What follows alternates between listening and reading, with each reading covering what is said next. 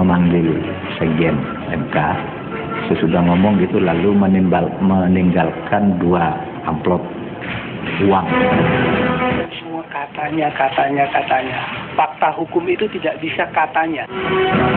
Dewan Kehormatan telah membuat putusan untuk memberhentikan atau membebas tugaskan Saudara Muhammad Nasaruddin sebagai Bendahara Umum Partai Demokrat. Muhammad Nasaruddin saat masih sebagai Bendahara Umum Partai Demokrat diduga menggunakan sejumlah perusahaan untuk mengerjakan proyek-proyek pemerintah.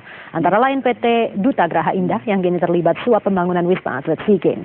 74% proyek yang dikerjakan perusahaan ini berasal dari pemerintah. Bagaimana perusahaan ini bisa terus mendapatkan proyek dari anggaran negara dan berikut penelusurannya.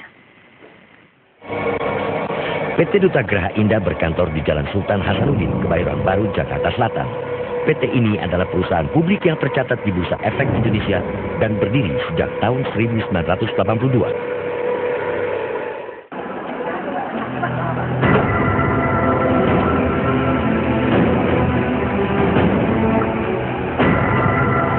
Penyidik dari KPK sedang menggeledah kantor PT Duta Graha Indah ini ketika didatangi oleh tim Metro Realitas Jumat lalu.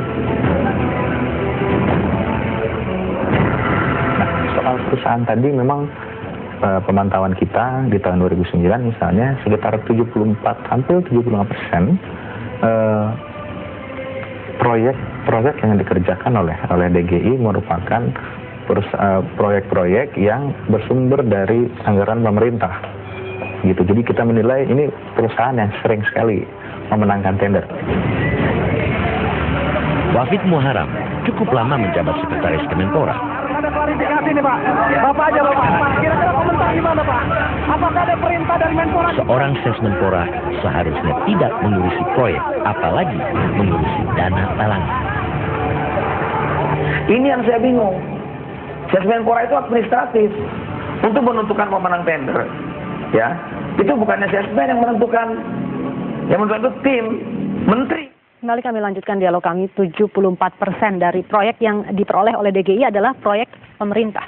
Pak Fuad, untuk bisa sekuat ini mendapatkan begitu banyak proyek pemerintah dari sebuah perusahaan, apakah cukup memang hanya membawa-bawa nama partai atau membawa-bawa nama ketua umumnya, atau ada lagi yang dibawa-bawa oleh perusahaan ini? Ya, saya hakul yakin itu membawa kekuasaan, entah itu membawa nama partainya, ya, membawa nama punya penguasa, pasti dengan kekuasaan. Tidak mungkin lah, dan itu kan lahan BUMN, ini malah weekend 2 nih. Sudah mungkin APBN, sudah terongrong, kemudian juga lahan yang biasanya itu dikerjakan oleh BUMN, jadi dipegang oleh perusahaan-perusahaan yang non BUMN. Dan untuk hal-hal seperti ini ya, itu tidak mungkin itu memudahkan, memenangkan seperti itu ya. Kemudian penguasa menterinya atau apa gitu nggak tahu, itu ya omong kosong, itu tidak mungkin. Ya kalau gitu ya nggak usah pada jadi menteri, nggak usah pada jadi pejabat. Kalau nggak ngerti apa-apa, lu ngapain aja di rumah aja kan. Kalau satu proyek yang besar begitu nggak ngerti kan, itu nggak mungkin. Mesti ada yang tidak beres. Karena kan di sini banyak yang jadi bikin mahal gini. Misalnya, oh ini sudah ngikuti prosedur, sudah ngikuti mekanisme, ya transparansi segala. Tapi itu kan formalitas.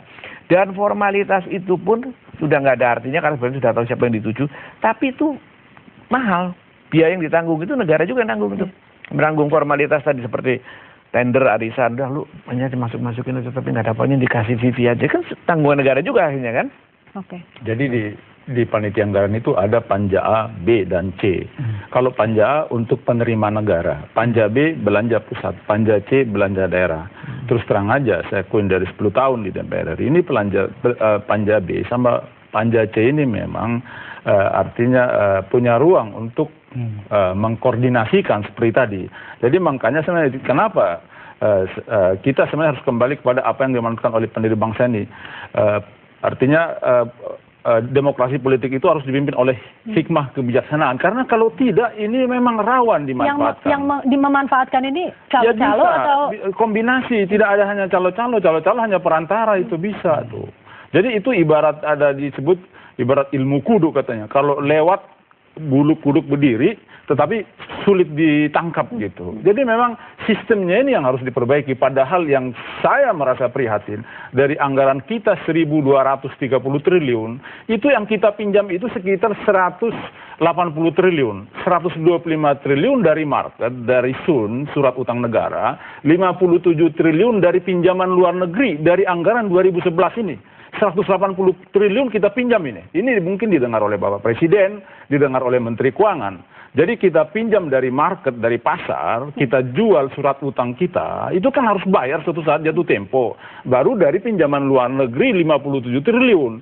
Kalau ini lagi dimainkan, coba. Ya. Begitu, artinya begitu prihatinnya kita, padahal rakyat memerlukan anggaran-anggaran itu untuk memperbaiki infrastruktur, karena yang kita andalkan di dalam industri kita baru keunggulan komparatif. Variabel infrastruktur itu salah satu variabel untuk meningkatkan keunggulan komparatif, di situ kita lemah. Nah, ini yang artinya kalau begini-begini dimainkan, jadi terjadilah politik yang melulu tidak membawa bagaimana bangsa ini ke depan. Politik anggaran kita belum begitu, banyak yang bisa dibedah. Kalau kita membuka-bukaan banyak, cara-caranya itu banyak yang artinya yang punya potensi terjadi penyimpangan itu. Nah, kalau kita mau kasih masukan ke Bapak Presiden, bisa kita masukkan, tapi harus ada political will yang kuat, sehingga setiap prosedurnya itu terkontrol gitu. Mulai dari Bappenas, Kementerian Keuangan, juga di instansi masing-masing, masuk ke Bappenas juga, baru masuk ke Menteri Keuangan, kembali ke komisi masing-masing, satuan 3 dibahas, itu koordinasi lagi oleh kementerian masing-masing, baru kembali lagi ke panitia anggaran, itu ada koordinasi-koordinasinya.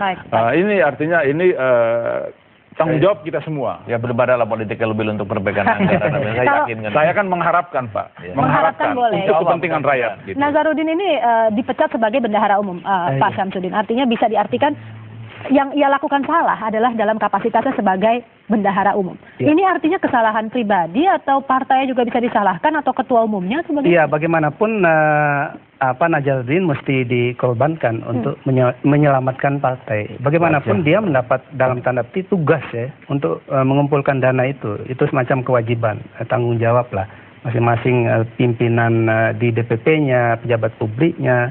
Cuma kan kebetulan Nazarudin ini lagi sial ketangkep dan kemudian dihubungkan dengan partai yang sedang berkuasa.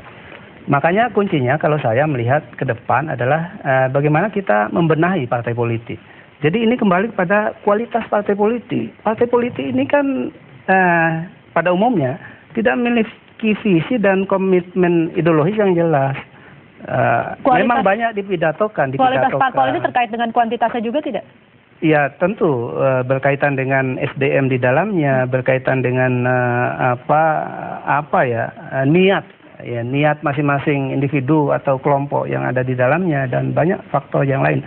Dan kita tahu semua bahwa salah satu bagian yang paling lemah undang-undang politik kita berkaitan dengan partai politik adalah soal auditing pendanaan partai politik, soal keuangan partai politik. Mengapa terkait auditing? Kampanye dan lain sebagainya. Itu bagian paling lemah. Kenapa? Sebab politisi kita tidak memiliki komitmen yang kuat, tidak memiliki political will untuk membenahi ini. Gitu. Baik, Pak Fuad sudah auditnya lemah. Kalau kemudian begitu yang melakukan ini, yang memainkan ini justru yang mereka yang dekat dengan kekuasaan makin sulit saja, Pak Fuad.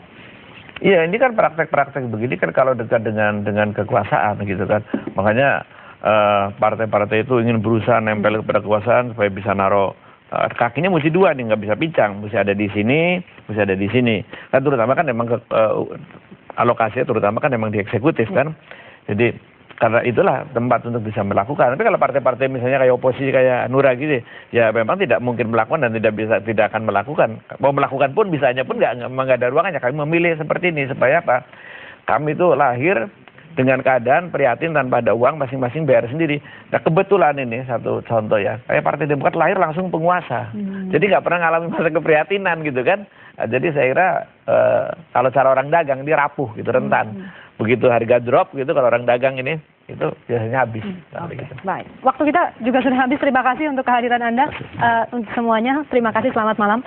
Dan pemirsa tetaplah bersama kami.